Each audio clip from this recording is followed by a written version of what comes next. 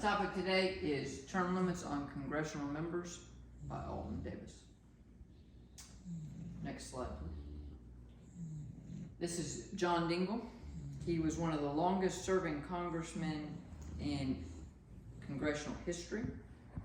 He took over for his father in 1955, John Dingell Sr., after just a decade of service in World War II. He represented the state of Michigan until he retired in 2015. Many people realize that in the last decade of his life, he did very little to nothing for the state of Michigan. And according to NBC News, he played a key role in the Landmark Legislation Act and the Civil Rights Act of 1957. Now that I've talked a little bit about the longest serving congressional member, I'm going to go into the introduction.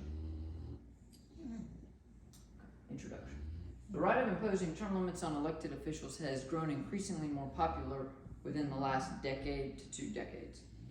As career politicians have begun to take office and more political corruptness has taken over. Congress is solely made up of 3 parties: Republicans, Democrats, and the Independents, which is much smaller. They debate pros and cons brought up by the president and brought up by other peers around them. Every state has their own number of congressional members due to the size of the state in terms of population. California has 52 congressional members, and the Dakotas and Delaware only have 1. Representatives do grow and shrink as the state's population grows and shrinks. And some states, one of them being Oklahoma, has passed laws limiting their representatives to 2 6-year terms. And again, the biggest problem in the eyes of the public has come from the political corruption. That's why they want to limit these congressional members. And the overall goal is to either pass a 2/3 law or amendment in Congress and limit them to 2 6-year terms or 2 4-year terms, or to pass state laws like Oklahoma has already done that limit their own state congressional members. And most of that was found on Britannica.com. Now that I have talked a little bit about the introduction, I'm going to go into the problem with not having term limits. According to thehill.com, Continental Congress was created in 1781. It established term limits mandating Congress to 3 6-year terms, but 7 years later, the United States Congress would be formed from the Continental Congress. Although the law was still in effect in the United States, it would be repealed in 1951 and bring an end to term limits in Congress. And again, currently there is no law that limits state representatives in Congress, any of them, or in the Senate. The Senate did hold votes on term limits in 1978, 1991, 1993, and 1994, but all of them failed as they needed 2/3 vote. And there has not been a term limit discussion since then, not brought up in the Senate. The problem being 26% of representatives in Congress, or in the House of Representatives, are 65 years and older. 40% of senators are 65 years and older, and only less than 5% in each the House and the Senate are between the ages of 25 and 40. And again, in 2020, term limit debate was brought up again, and according to Statista.com, 80% of people on all sides, no matter what they voted, wanted term limits. Some of these representatives that have held office, Patrick Leahy, 47 years in office. Senator Chuck Grassley, 41 years in office. Senator Mitch McConnell, 37 years in office. Hale Rogers, 41 years in office. Chris Smith, 41 years in office. This list just shows you some of the longest people that have been in office, and they're much less likely to get anything done or to be held in political corruption.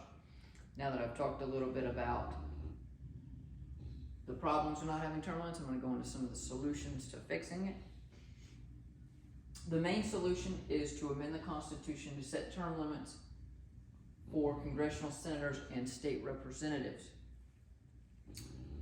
The state solution would have to be, again, to either do a 2/3 vote in Congress or to have each individual state limit their members to either 2 6-year terms or 2 4-year terms. It would just kind of depend.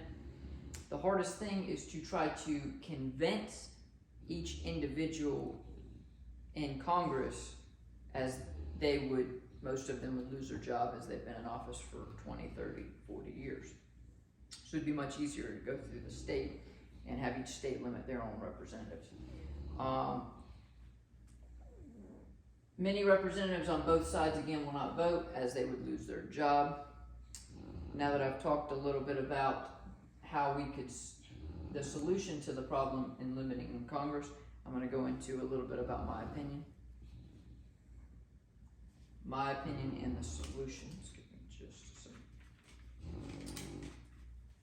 Term limits will force politicians to be on their toes, and the less time they hold office, the less likely they are to be corrupt.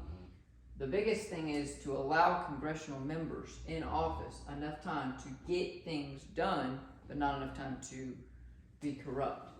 I believe, again, that term limits should be set because, according to my research, the longer one holds office, the more likely they are to become corrupt.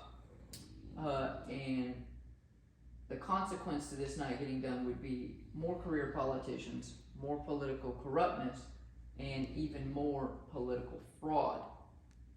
It is all right to vote and to solve this problem in America.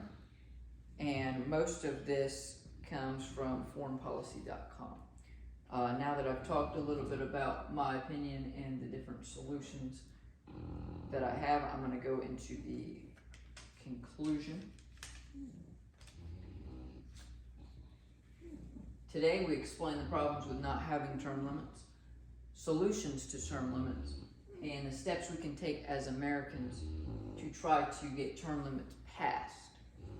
The right of imposing term limits on elected officials has, again, grown increasingly more popular in the last 2 decades as more political corruptness has taken over, so we're just going to kind of go over that again. In the United States, many times we take advantage of our system, and the system that was created by our founding fathers as freedom of speech, freedom of religion, and the right to vote.